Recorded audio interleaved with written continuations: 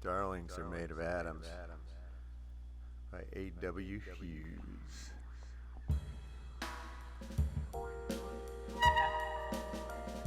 Staring down the barrel of a completely random universe, Einstein delivered his bit about God's aversion to shooting dice.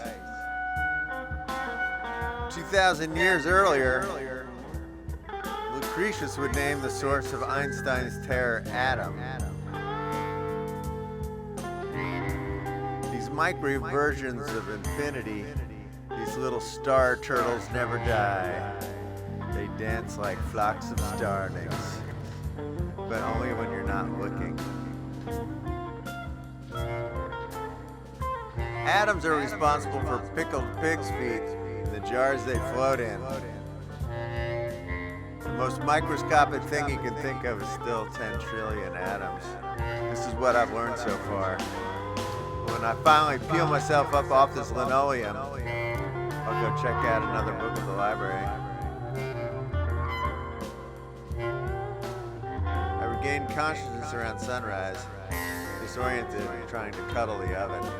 A quick check confirmed it was my own kitchen floor. I still had the photograph of my wife that I'd been searching for in my nightstand last night when I discovered the Valium. The shiny camisole and purple undies were from a better time. Not posing, not protesting. A slight smile, a touch of fear, maternal, physical, ephemeral. She believed I was someone she could believe in. I had no intention of making her regret that. How much more could I have gotten away with? How much less work would I have to do if I hadn't inherited the ghastly combination of my father's addictions and the maternal curse of male pattern baldness? I guess the fluorescent light cast a cool, clean glow over the linoleum. Made it seem as good as better than the bed that's still pretty much made on her side.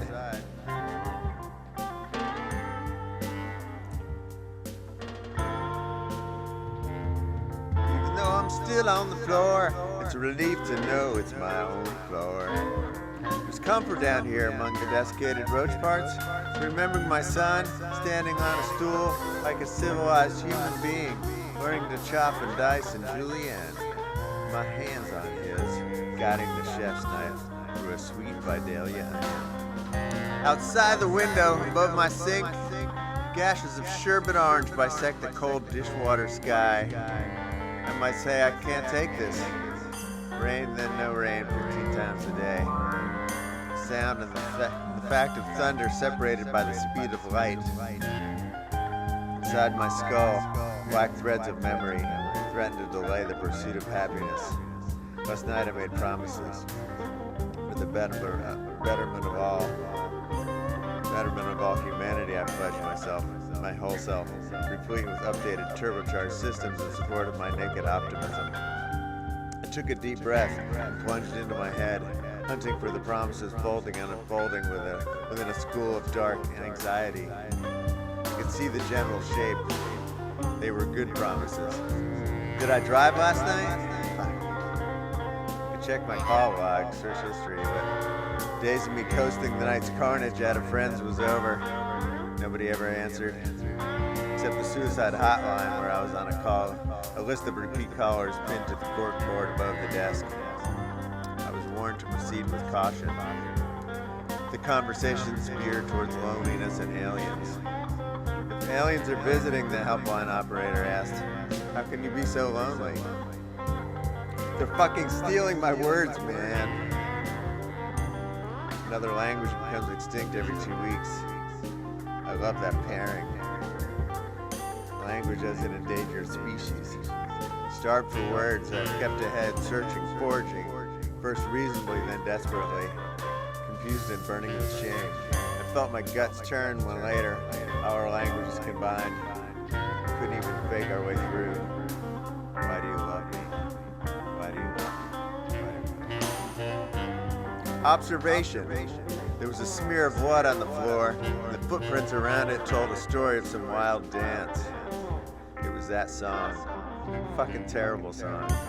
Thought this would sound cool recorded by a children's choir, slowed down in post-production to mimic Gregorian chant. I sent it to every single person in my contacts. I must have been bleeding then. I hope this blood is mine. Jesus Christ. Couldn't help but wonder what other messes I left behind. I pictured pristine floors in Japan, plumbers wearing paper booties and gloves to rectify shit-ring toilets.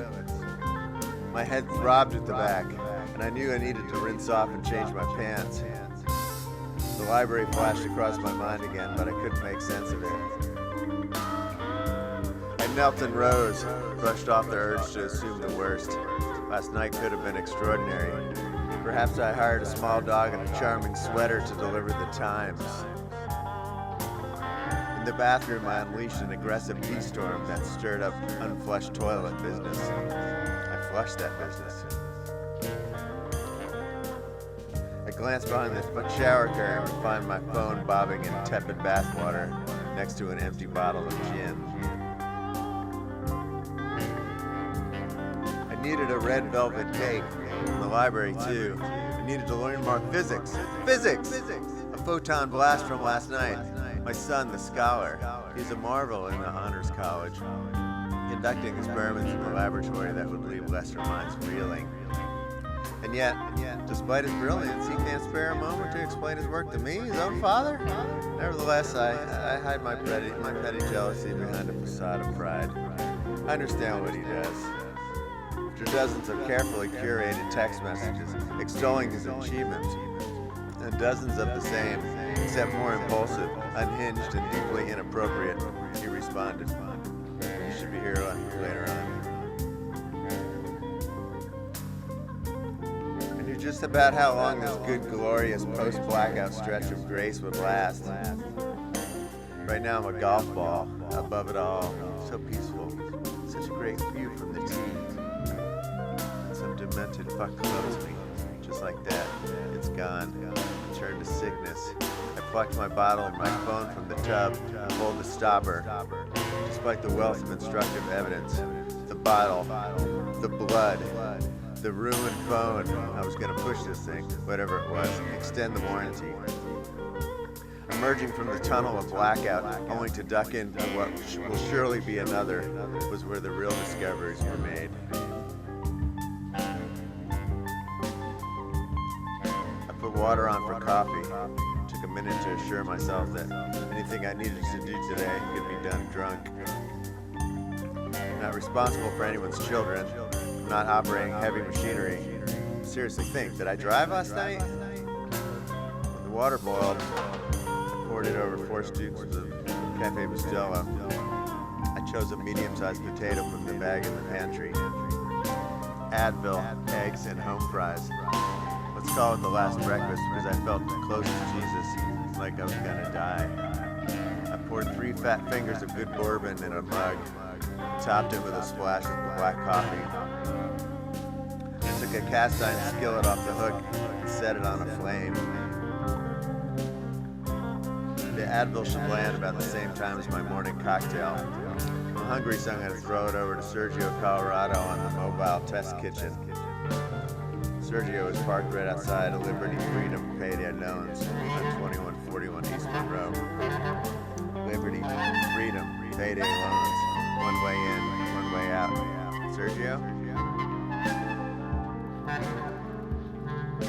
Rinse, chop, rinse, heat, yes, I'm here, in flagranti. Let's get our cooks set up. Let's get our cooks at home caught up. Meditative journey of achieving perfect home fries. Olive oil on medium until it just begins to spit with some smoke. Add potatoes, coat in oil, and Tony Chachere's Creole seasoning. Spread the potatoes evenly in the pan. Let sit, let brown. Seriously, go away. Let the potatoes brown. Let them brown. French scientist Louis Camille Maillard Brown. Yeah, we have. Okay, check 1. Turned over. It's not brown yet, is it? Stupid fuck. Stop it. The act of chopping potatoes is a way of finding comfort and control in a situation that is unpredictable and dangerous. After a month of solitary confinement, I prayed for insanity, but God is merciless. Life is a struggle in the sunshine, folks, am I right? I tried walking in circles, but found that pacing, counting off my steps by fives, brought music back into my life. The rhythm of my days is a prep cook, chopping in complex syncopated patterns. 596 days alone, but for the disembodied voices of the guards, parking, Portuguese. Now look at me, now look at your pan. Turn the potatoes before they burn. Jesus Christ, brown, right? Aren't they beautiful? Beauty's often enough, but they're still raw. Toss and turn, flick your wrist in an upward motion while pulling your arm back, which gently propels the potatoes into the air. Think about physics in a non-specific way. Think it's possible to shuffle a deck so many times that you end up where you started. Think if you had 596 days and nights to figure it out, cover and reduce the heat to low. Low heat is freedom. You're no longer entangled in this cast iron relationship. Untethered, you can plunge your French press, go have a smoke outside where all the overwhelming space threatens to split your heart from your chest. Your breakfast will be fine. Let the heat rise up through the raw potato, sizzle and steam together, so perfectly browned on one side. A raw potato is alive. You can bury that potato in the ground and grow a plant, but the only delicious potato is the dead potato. You'll know they're done when you're visited by thoughts of Peru. Removed from the heat, served with over-easy egg and side of mayo. Enjoy. This has been Sergio Colorado reminding you to lean on Liberty Freedom Payday Loans. One way in, one way out. I took off my clothes after breakfast and lit a candle, my skin recoiling in anticipation of the shock I was about to receive. I blasted a cold shower and screamed phonetic shapes that may have sounded operatic as I stepped in. I sat down and let it rain.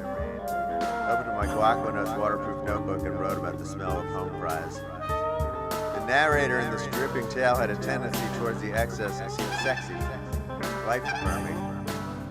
I wrote about a picnic table, someone like my wife, a companion, in the tall grass, using a bloody fillet knife to punctuate an argument. Wore a Fort Lauderdale t-shirt with an airbrushed ocean sunset, skin sparkling with fish scales from gutting a red snapper as big as her head.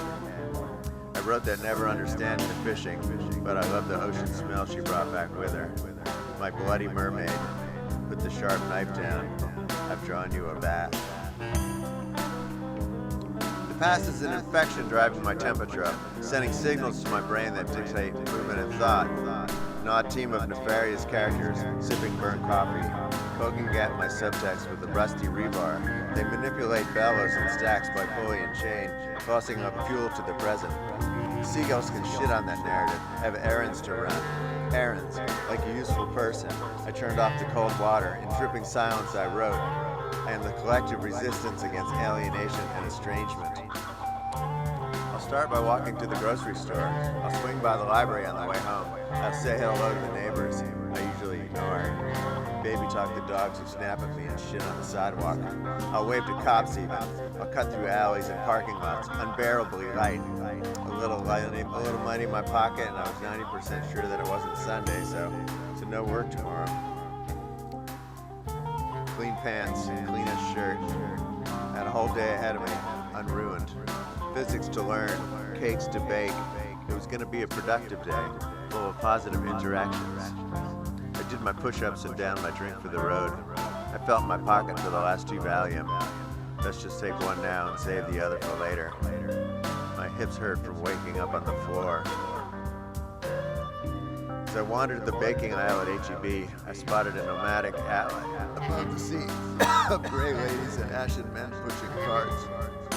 She stood out, her fingers pressed against her bottom lip, contemplating the vast selection of cake mix.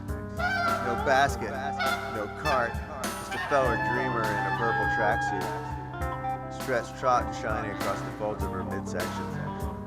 She was above average in the shortness department. I imagined an elevator ride up to a rooftop party, sharing a cigarette, actors dressed as different brands of box cake, carrying trays of blue drinks in tall glasses. She had moved on from the cake mix, getting closer now, inspecting the pudding, now scratching her head. What future events stirred her mind as she compared a can of cherry pie filling in one hand, a can of blueberry in the other? Time stood still in Alley 6, and the whole world seemed to lose focus, except for her. She was a beacon.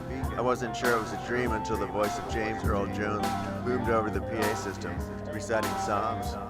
The earth shall tremble at the look of him. If you do but touch the hills, they will smoke. Hey you, she explained. I have the thought bubble of chalky white bird shit on the shoulder of her tracksuit.